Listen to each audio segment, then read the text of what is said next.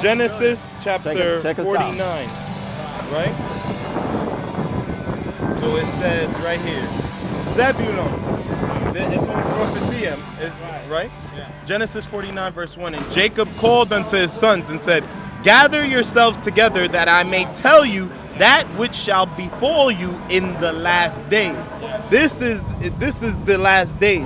Why? Because Christ is soon to return. All the prophecies happen, right? Verse 13, Zebulun shall dwell at the haven of the sea. Where do ships go to rest on their... The process of transiting the Panama Canal is very similar for every vessel, from a sailboat to an enormous cruise ship. Each vessel accesses the locks through their gates to reach a height of 26 meters above sea level. A control house operator closes the gates to the locks and then opens the valves that control the water flow. It takes 8 minutes to fill the chamber to elevate the ship, which is kept in the center of its transit by locomotives. This operation is almost exactly the same at the 3 sets of locks in the Panama Canal.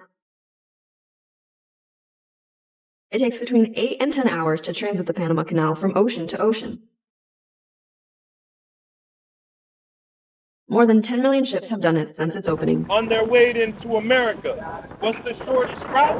Through the Panama Canal. So who owned the Panama Canal before America took it over in the 2000s? One of the objectives of the invasion, main objective, was to destroy the PDF. Why? The treaty, the Panama Canal Treaty, they state clearly that the year 2000, Panama will be responsible for the security, the safety of the canal. To be responsible for the safety of a nation, you need to have an army.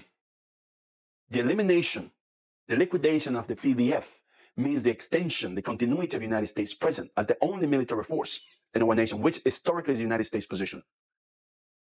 Lo que ellos realmente están buscando es quedarse en Panamá. What they really want is to stay in Panama after the year 2000, and that is what they have achieved. To destroy the Panamanian Defense Forces, to impose a government complacent with U.S. interests, and to make Panama the control center for all of Latin America. Central Americans, Belize, El Salvador, Nicaragua, right?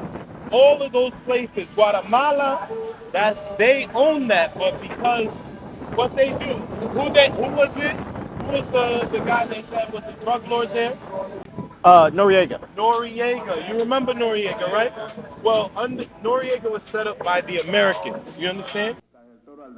Waiting in the wings for his chance to take power was Colonel Manuel Noriega, the CIA's primary contact in Panama.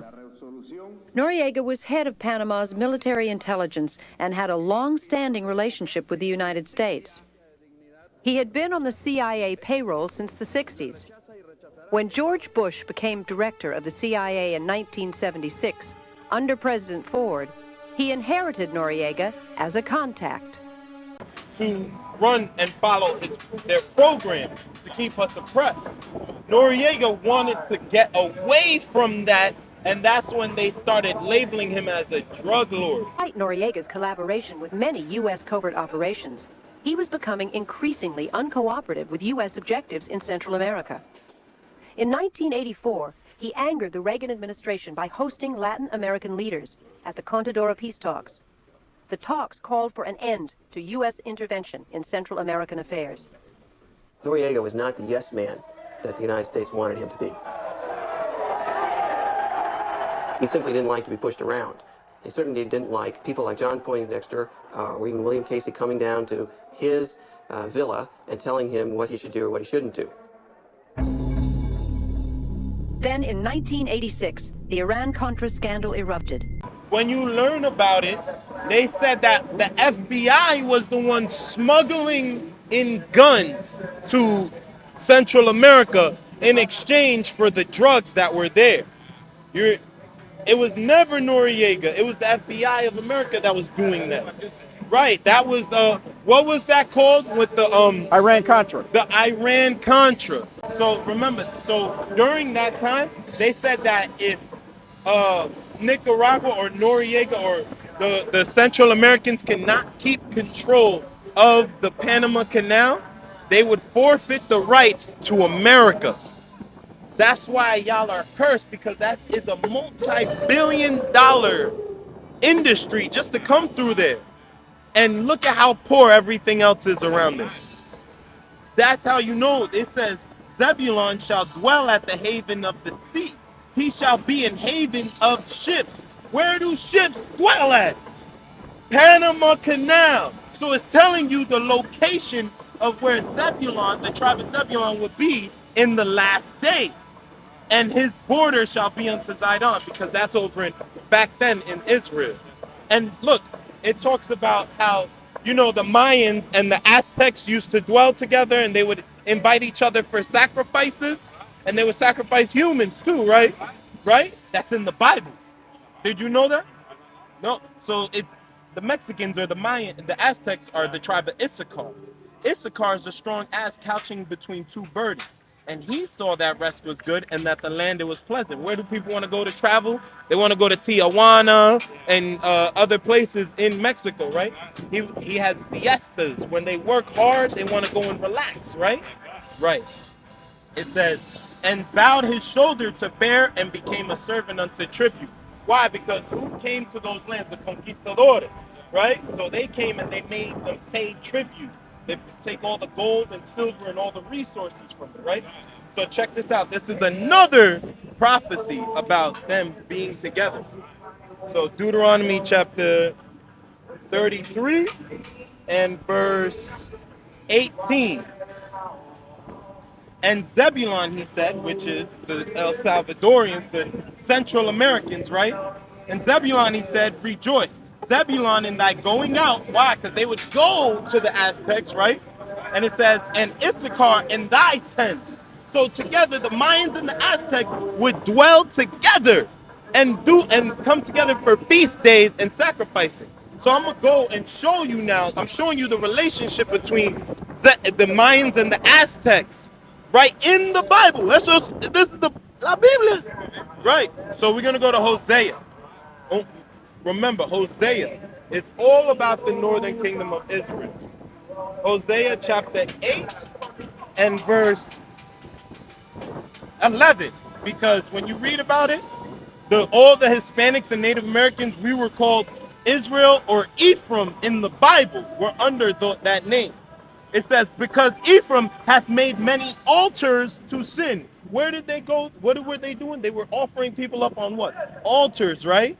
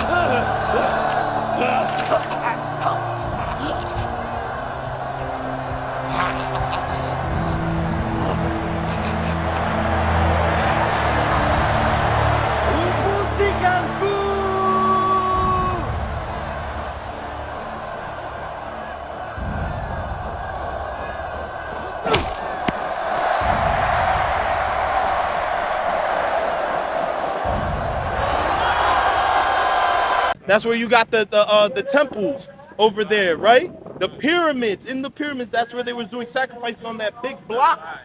Right. It says they made many altars to sin. Altars shall be unto him to sin. So y'all were snared behind it. Look at all the things you started doing. You started offering your own people, worshiping the sun god, right? Y'all started worshiping the sun god. That's why I said it's going to be a sin unto you. It's going to keep you in that doctrine, right? It says, I have written unto him the great things of my law. So this is the great thing you're hearing about. You, the tribe of Zebulun. The Mexicans are the tribe of Issachar, right? This is a great thing, right? But they were counted as a strange thing. So we have a church here. We have a congregation. We're going to take your number. We're going to start setting up meeting locations for y'all to come and learn your history here. And and we're all about building family. Remember, I said the sacrifice thing. I'm right there. Verse 13. They sacrifice flesh for the sacrifices of mine offering and eat it. Because remember what they used to do? They used to take the heart and bite it. You see it in Apocalypto, the movie Apocalypto, right? It says, but the Lord accepted them not. The Lord didn't want y'all sacrificing like that. He didn't say sacrifice kids. That's of the other nation, right? Now will he remember their iniquity. So he's saying, the Lord, when we started doing that, we were going off from keeping the commandments. We came here, when you read Ezra, it says we came here to keep the commandments. We started going off there, and now the Lord said what? I'm going to remember your iniquity. And in Deuteronomy 28, he said, I'm going to send Christopher Columbus to y'all to come and put y'all into slavery and make you learn Spanish. The journey takes a year, or by land, but the Turks have closed this road to all Christians. There is a third way. By sailing west across the ocean sea. The distance is unknown. It's said to be infinite.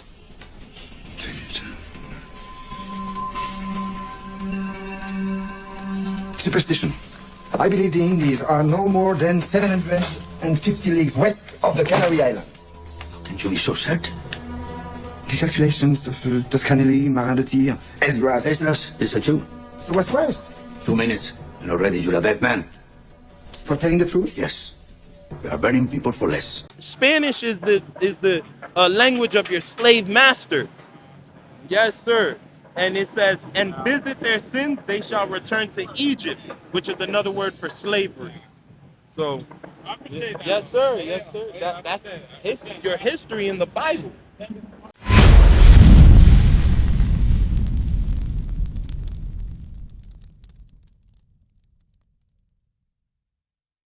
What is a nation?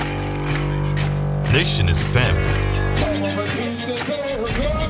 Nation is community. Nation is men leading by example. Nation is women's support.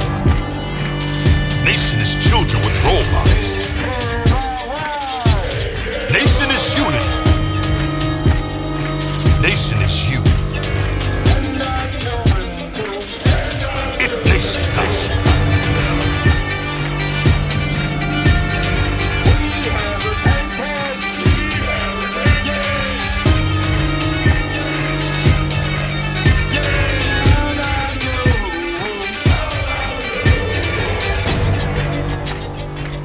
And finally, my brethren, be strong in the Lord, His word,